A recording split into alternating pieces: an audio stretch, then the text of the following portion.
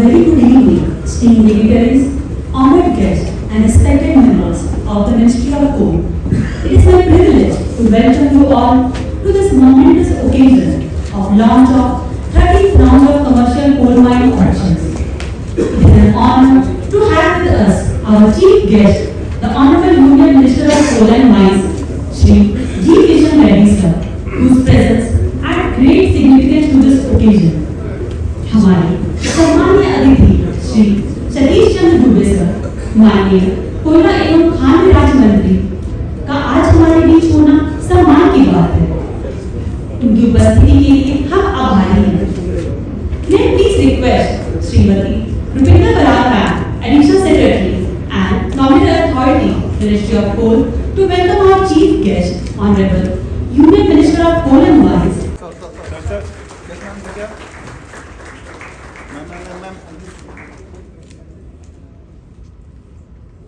Thank you ma'am.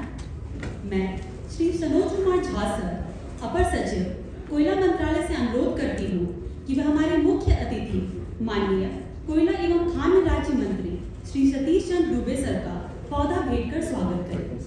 कृपया जोरदार तालियों से उनका स्वागत करें। Tej Kumar sir, director ministry of coal, to welcome Shri Vikram Dev Dutt sir, secretary coal, government of India with a plan.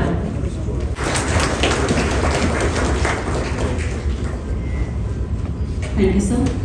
Now I request everyone to please stand for the national anthem.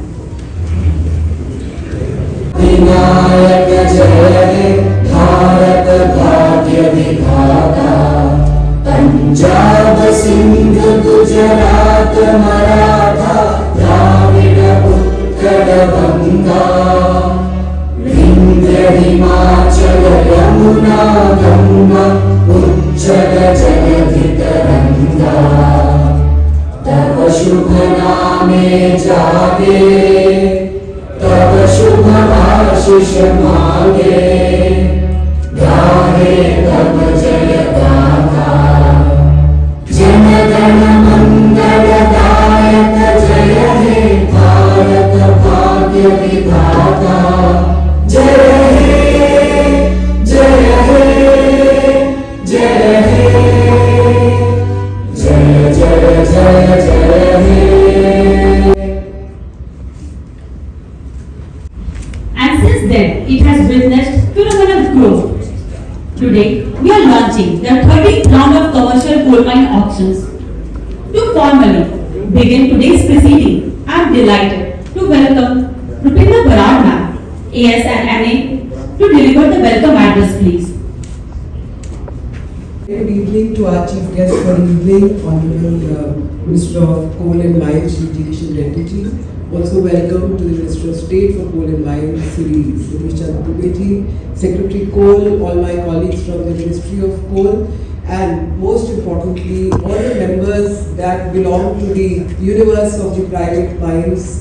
So on behalf of the nominated authority, I welcome all of you to this wonderful evening. And also the members of the press, thank you for being here with us. It's indeed a historic moment because the last tranche that got launched was in the previous financial year, that was on the 27th of March. And after that, India has achieved 1 billion tons, unprecedented achievement of the coal sector ever in the independent India. A large part of that belongs to you. Almost 20% of the contribution to this 1 billion now comes from the private universe. So all of you deserve many congratulations and thank you from all of us for being such great partners in the growth story of India. Today, as we go ahead and we launch the 13th tranche, it's very exciting for us to see that every time that we book a hall, and I just want to make a very happy comment on that, every time the size of the hall is falling short. So thank you for showing so much interest. It is because of the growth story that all of you have exhibited almost a 30% plus year-on-year growth last year, which is giving everybody a lot of trust in the government systems, in the methodologies that have changed, in the guidelines that have improved, and all the processes that have eased. So we are working continuously and we shall continue. It's our commitment to everybody in this country that we continue to strive to make sure that we become completely independent as far as our energy needs are concerned. a little time left, hopefully, with the Minister Sir we'll have a quick Q&A, because every time there are some thoughts, some suggestions from all of you, which we love to incorporate as we work together to improve our own systems and make sure that there is ease of doing business and we all are able to deliver better. So thank you, and once again a very warm welcome, and look forward to a very happy interactive evening with all of you. Thank you. Thank you, ma'am, for your warm welcome address. Now, it is my honor to invite Sri Vikram Dev Dutt sir, Secretary Coal, to address the gathering. Sir.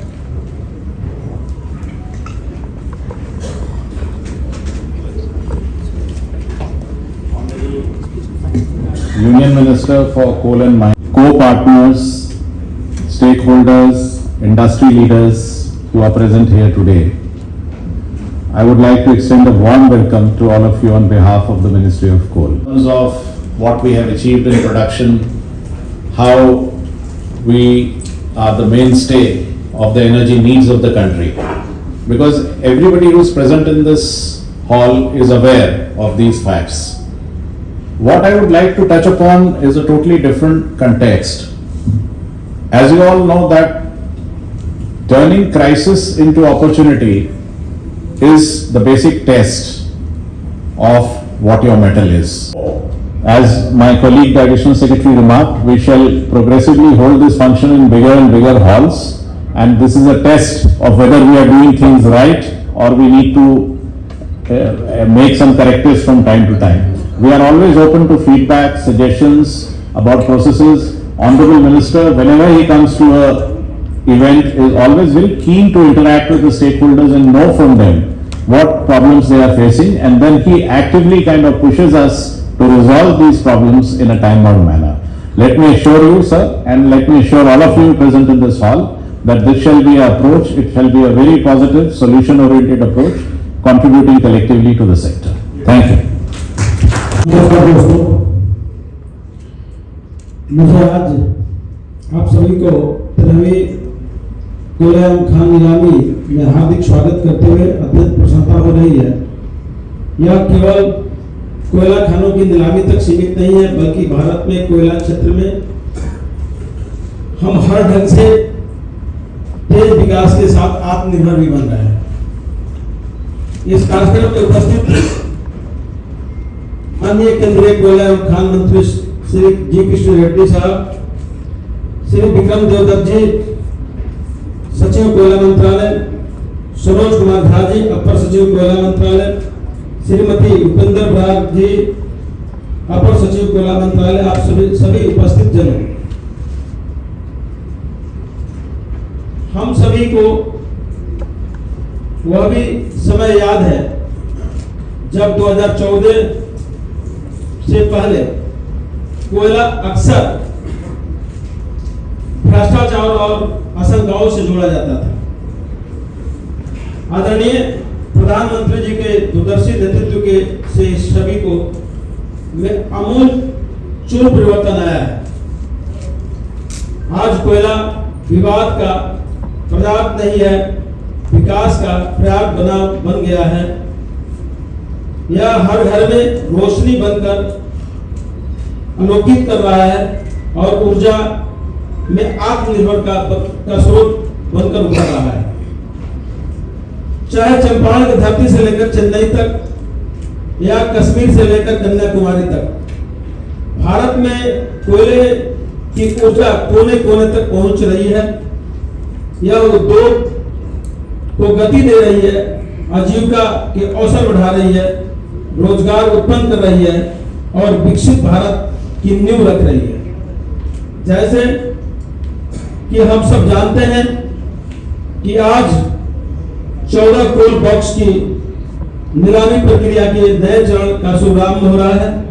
साथ ही उन 11 coal blocks के लिए अनुबंध पर हस्ताक्षर करने की प्रक्रिया भी आज संपन्न होगी, जिनकी नीलामी पहले पूरी हो चुकी है। हम सब जानते भी हैं कि पहले 2014 के पहले सिगरेट के पन्नी पे कोल ब्लॉक दिया जाता था, जो एक कहीं ना कहीं इस विभाग को उस समय बदनाम करता था, लेकिन आज आदरणीय मोदी जी के नेतृत्व में जो टेंडर नीलामी प्रक्रिया में जो परिवर्तन हुआ है, पूरे भारत में विश्वास जीतने का काम हुआ है कि अब कोल में कहीं से नीलामी प्रक्रिया में थोड़ा भी शिकायत की अब नहीं आती है। जेम पोर्टल के माध्यम से एक एक आदमी अपना टेंडर प्रक्रिया को पूरा करता है और जो निश्चित रूप से L1 होता है उसी को कोल इंडिया या कोल ब्लॉक दिया जाता है। आज केवल ब्लॉक्स प्रति वर्ष 40,000 करोड़ रुपया की राजस्व मिलता है। जितना ब्लॉक का टेंडर हुआ है उससे लगभग 40,000 करोड़ रुपया राजस्व मिलने और 3.8 लाख नौकरी का अवसर पैदा होने की संभावनाएं हैं। आज कोयला केवल खनिज संसाधन ही नहीं, यह विकास का इंजन है, अवसर का जनक है और युवा वर्ग के लिए आकांक्षा का वाहक है। प्रत्येक खान की नीलामी और खान की समझौता के साथ हम न केवल राजस्व बढ़ा रहे हैं और खान समझौते के साथ हम न केवल राजस्व और रोजगार सृजन कर रहे हैं, बल्कि भारत की ऊर्जा सुरक्षा में हम काफी मजबूती से आगे बढ़ रहे हैं। विकसित भारत बनाने में, समृद्ध भारत बनाने में, सशक्त राष्ट्र बनाने में हम आगे बढ़ रहे हैं। आज केवल कोल एक फायदे का भी रोजगार नहीं है।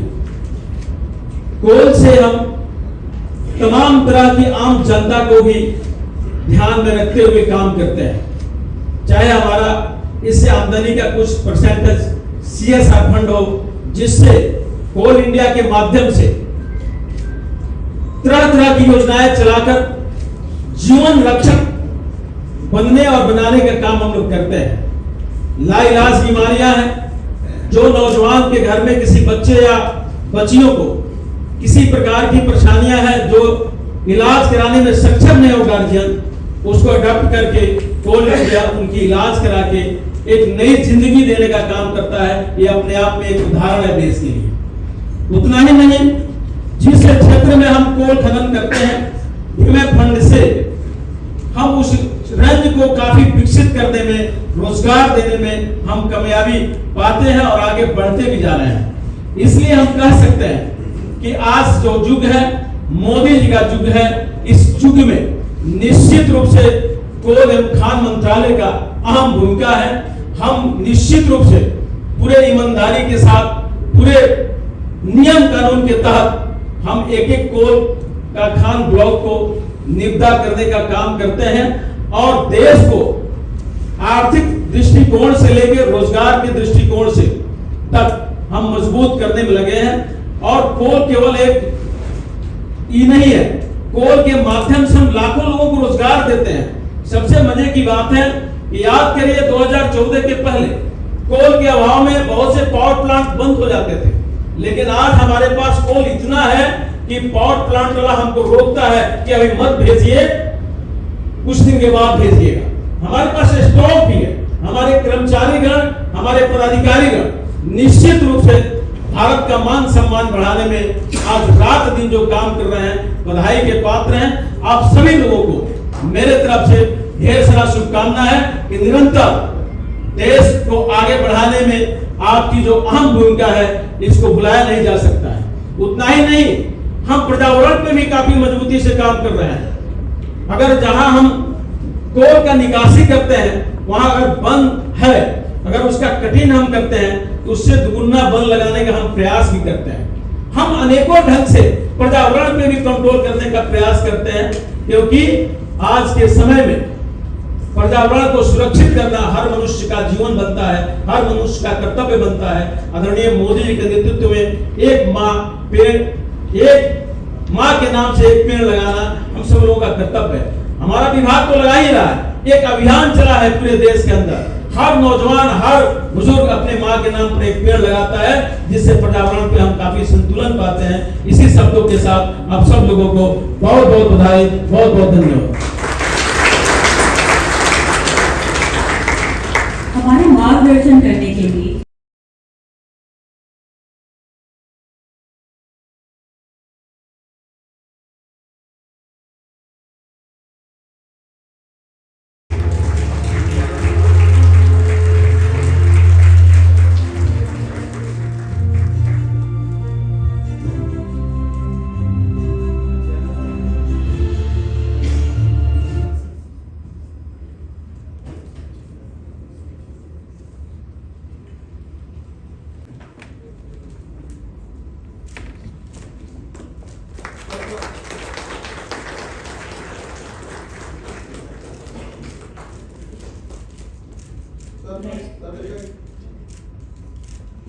for Tangar.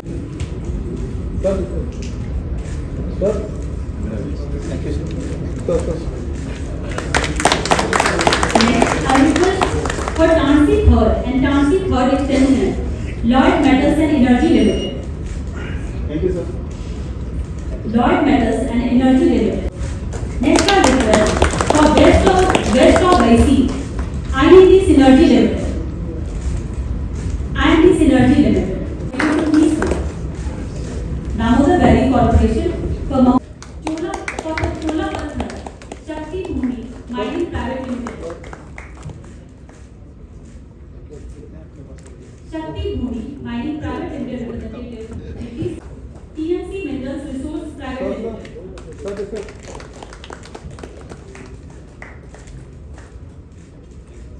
For large covered depth, I will request some energy in the clapping.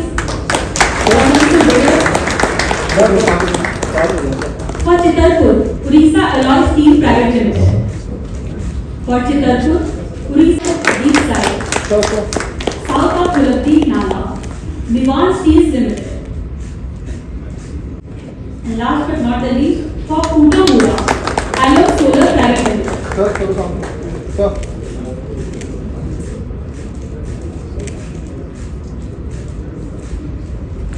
Representatives of Alok Solar, a big congratulations to all the successful bidders.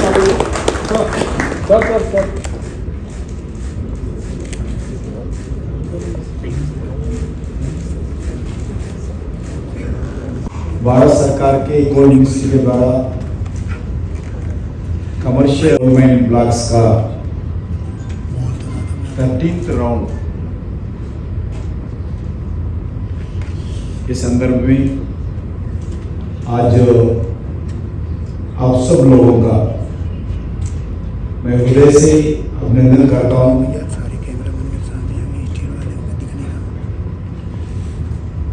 Ministry secretary Shri Vikram Devdutt ji, additional secretary ministry of coal Shrimati Rupinder Brar ji, additional secretary Saroj Kumar ji, सभी industries के stakeholders, industry leaders, our participants of different enterprise organizations, हमारे अधिकारीगण, आप सब लोगों को स्वागत करता हूँ। आज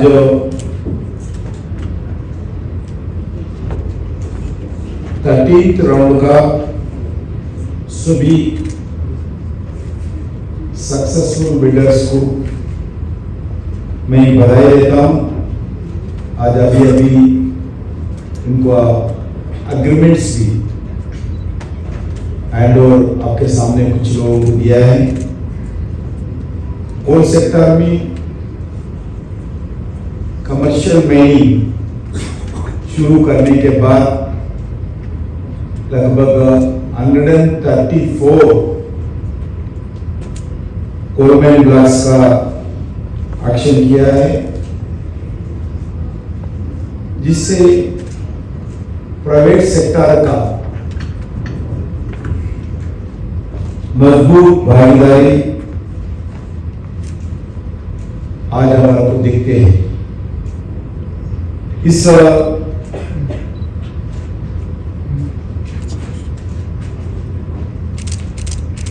माइनिंग ब्लॉक्स के एक्शन के द्वारा आज भारत का जो एनर्जी सिक्योरिटी है और एम्प्लॉयमेंट जनरेशन हो, जो कोल बेरिंग एरियाज के जनता का विकास हो, हम सुनिश्चित करना है। इस एक्शन के जरिए हम कोल बेरिंग एरियाज के जो उतने भी रिजर्व्स है हम देश का उपयोग करने के लिए हम पूरा मिलकर प्रयास करना चाहिए। अभी अभी प्रेजेंटेशन में हमारे एडिशनल सेक्रेटरी जो विस्तार से आज कोल गैसिफिकेशन के बारे में बताए, वो सरफेस गैसिफिकेशन हो और अंडरग्राउंड कोल गैसिफिकेशन हो।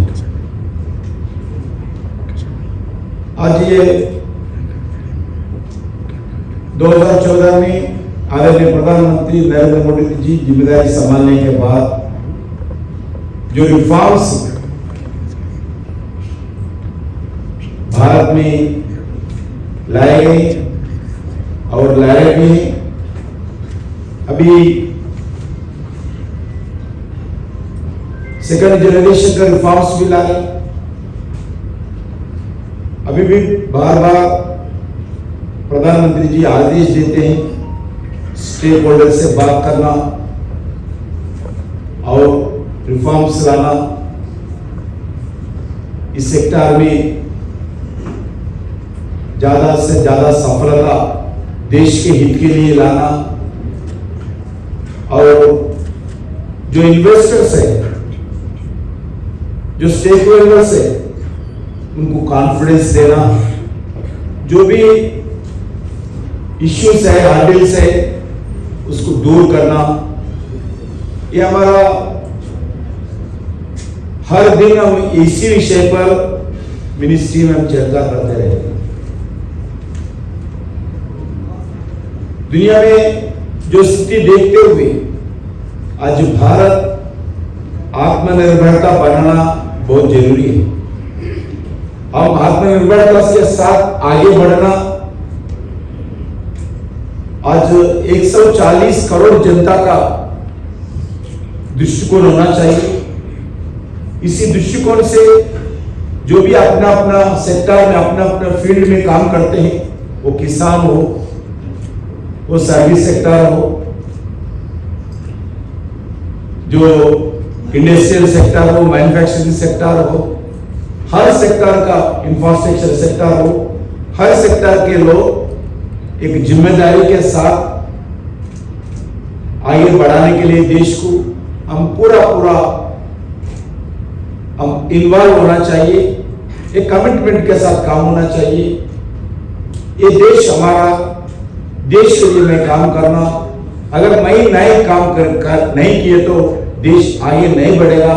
इसीलिए मैं भी इसमें पूरा तरह मिलकर काम करेंगे, ऐसी सभी सेक्टर सोच होना चाहिए। इवन अपना सेक्टर में मैं जब विधायक था 2004 से 2019 तक हैदराबाद, हमारे हैदराबाद के लोग कोई इधर है नहीं, पता नहीं, मगर हैदराबाद में इंडस्ट्रियलिस्ट धरना करते हैं। जब उस समय एक सीलिंग रखते थे स्टेट गवर्नमेंट, जब कांग्रेस सरकार था, वो सरकार आप 6 घंटे से ज्यादा कोई भी इंडस्ट्री अगर पावर यूटिलाइजेशन किया आपको फाइन भरना पड़ेगा। सीलिंग रखते थे पावर यूटिलाइजेशन के लिए भी इंडस्ट्री धरना किए थे, पूरे इंडस्ट्रियल ओनर्स पहली बार सेक्रेटरीट के सामने धरना किया। उस धरने में मैं भी इनका समर्थन में गया। वो स्थिति था,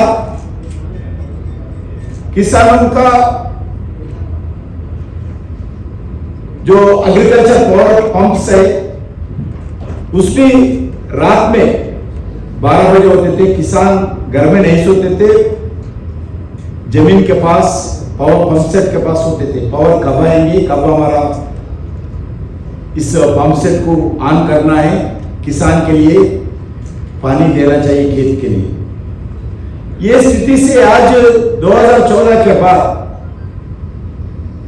सभी स्टेट्स में आज सक्सेसफुली भारत सरकार के द्वारा हो, स्टेट गवर्नमेंट्स का प्रोएक्टिव के द्वारा जो निर्णय किया गया हो, उसके कारण आज पावर जनरेशन पूरे देश में मिल रही है। आज पावर शॉर्टेज नहीं है, अगर किधर तो भी पावर शॉर्टेज है उसमें एडमिनिस्ट्रेशन लैब्स के कारण ही होगा। आज अभी अभी हमारे सतीश चंद्र जी बता रहे थे, आज ये स्थिति है इस साल पावर जनरेशन कंपनीज के पास जितना कोल स्टॉक्स रहना चाहिए उतना कोल स्टॉक्स एक दिन का भी कम नहीं हुआ है।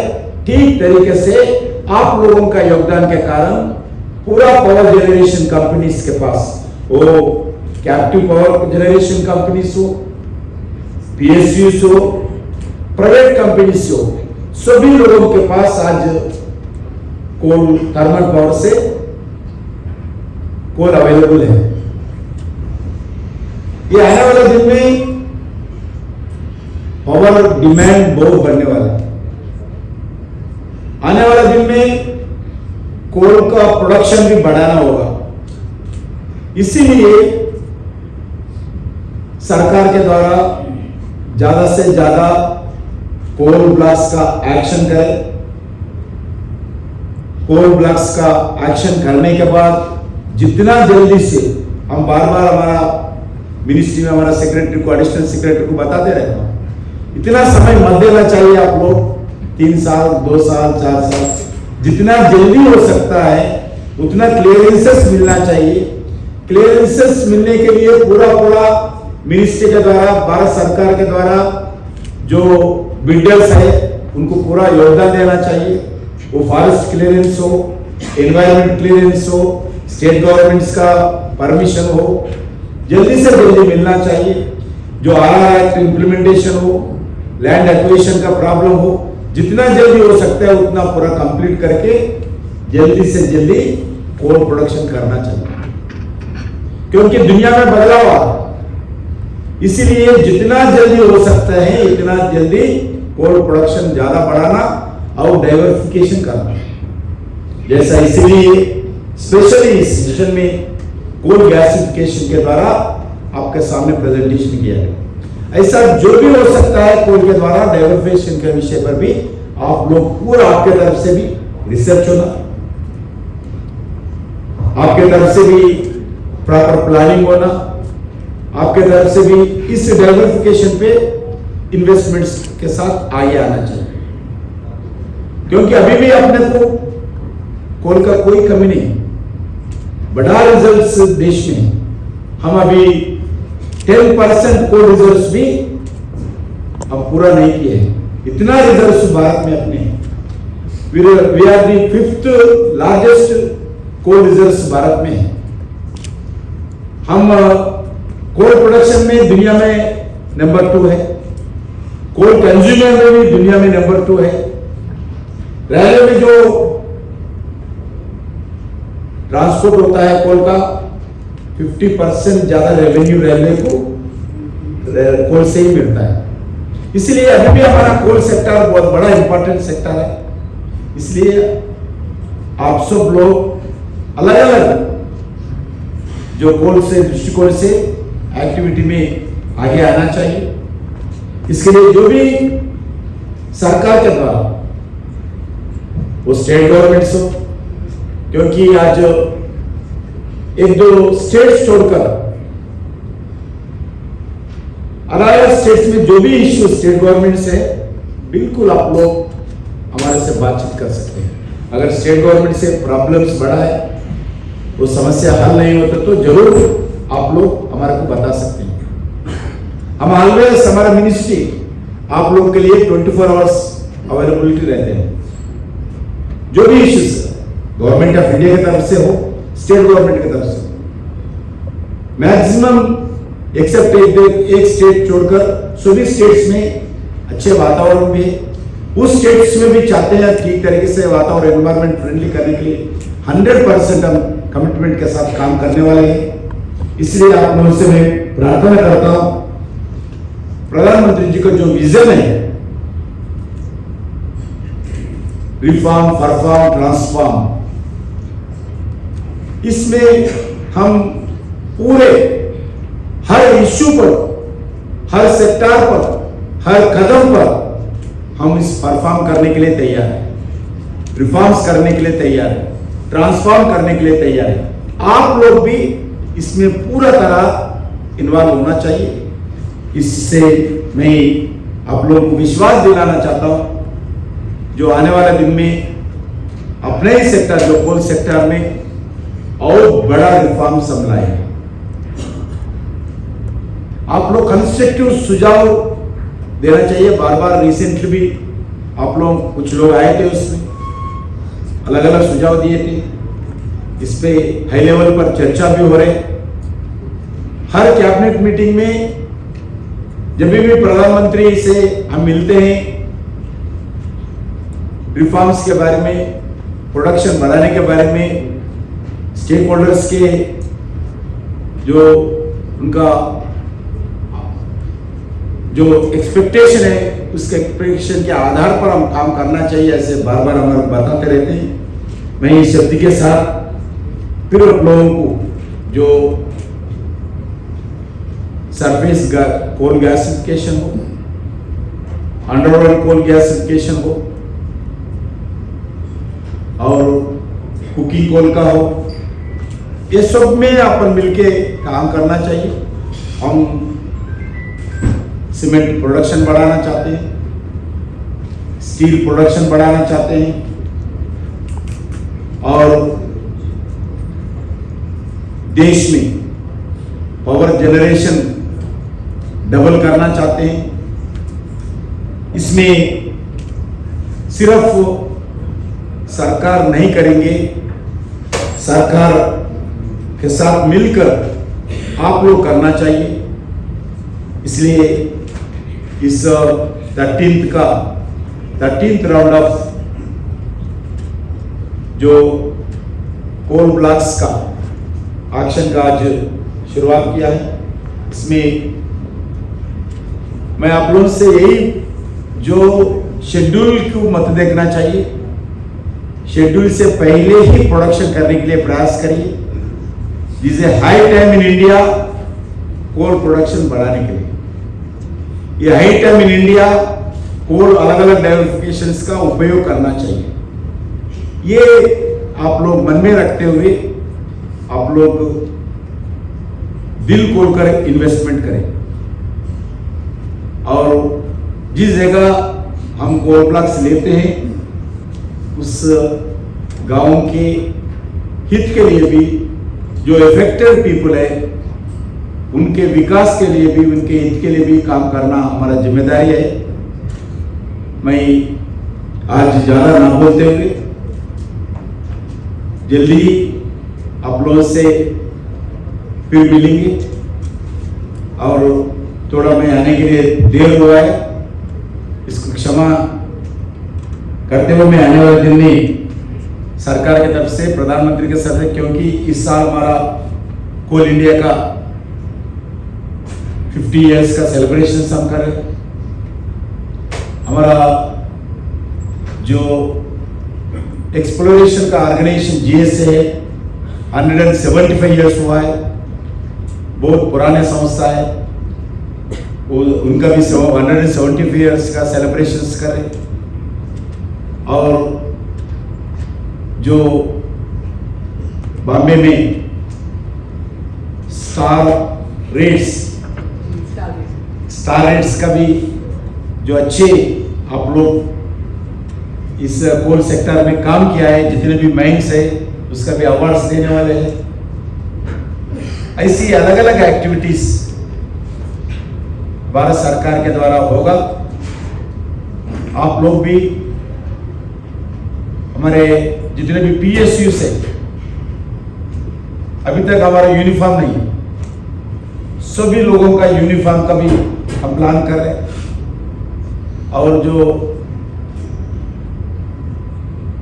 कोल वर्कर्स का इंश्योरेंस भी बढ़ा है इस साल, जितने भी देते थे प्लस 1 करोड़ किया है इस साल, अब से 1 करोड़। अभी तक 60 लाख, 50 लाख, 90 लाख ऐसा देते थे लाइफ इंश्योरेंस का, उनको प्लस 1 लाख किया है। ऐसी अलग अलग इश्यूज पर काम करें। आप लोग भी, आपके पास जितने वर्कर्स काम करते हैं, वो कॉन्ट्रैक्चुअल वर्कर्स हो, आपका पेरोल्स में भी हो, सभी लोगों का वेलफेयर विषय पर भी ध्यान देना चाहिए। और जिधर भी हमारा आपका कोल ब्लॉक्स होगा, उसके नियर बाई विलेजेस का पूरे वेलफेयर एक्टिविटी पर ध्यान देना चाहिए। मैं इस शब्द के साथ आप सब लोगों को जो आज 12th राउंड का जो बिल्डर्स है, सक्सेसफुल बिल्डर्स है, उनको फिर एक बार अभिनंदन करता हूँ। जो आने वाले दिन में जो इस 13th राउंड का कोलमैन ब्लॉक्स का एक्शन में आने के लिए जो आप लोग आके इस कार्यक्रम में भाग लिया है, आपको सबको मैं शुभकामनाएं देता हूँ। जय Hind.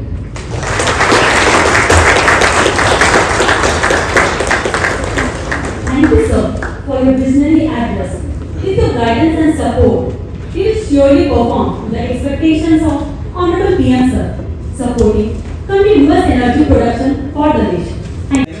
On this momentous occasion of launch of 13th round of commercial coal mine auction. First of all, I express my deep sense of gratitude to Sri G. Kishan Reddy ji, Honorable Union Minister for Coal and Mines, for gracing this event with his esteemed presence and for inspiring address setting the tone of our collective efforts. I am equally thankful to Sri Satish Chandra Dubey ji, Honorable Minister of State for Coal and Mines, for his gracious participation and valuable insight that will certainly guide us in the days ahead. My heartfelt thanks to Sri Vikram Dev Dutt ji, Secretary Coal, for his constant guidance, encouragement and leadership that has been instrumental in success of commercial mining. I am also grateful to Madam Rupinder Brar, Additional Secretary and Nominated Authority, for her keen involvement, immense contribution and leadership. I am also thankful to Sri Samoj Kumar Jha ji, Additional Secretary, for his continuous guidance and support to us. I also take this opportunity to thank all my seniors, colleagues, stakeholders, CMPDIL, SBI CAPS, MSTC for their cooperation and presence. All prospective bidders of 13th round are requested to take part in the bidding. And as ASN Madam has already told that in future we are bringing the framework for underground coal gasification also. So you please keep on visiting the website of Ministry of Coal and also keep on the research by your own.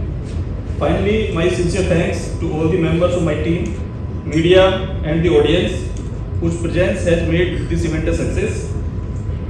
With these words, I once again express my gratitude to all who has made this event successful.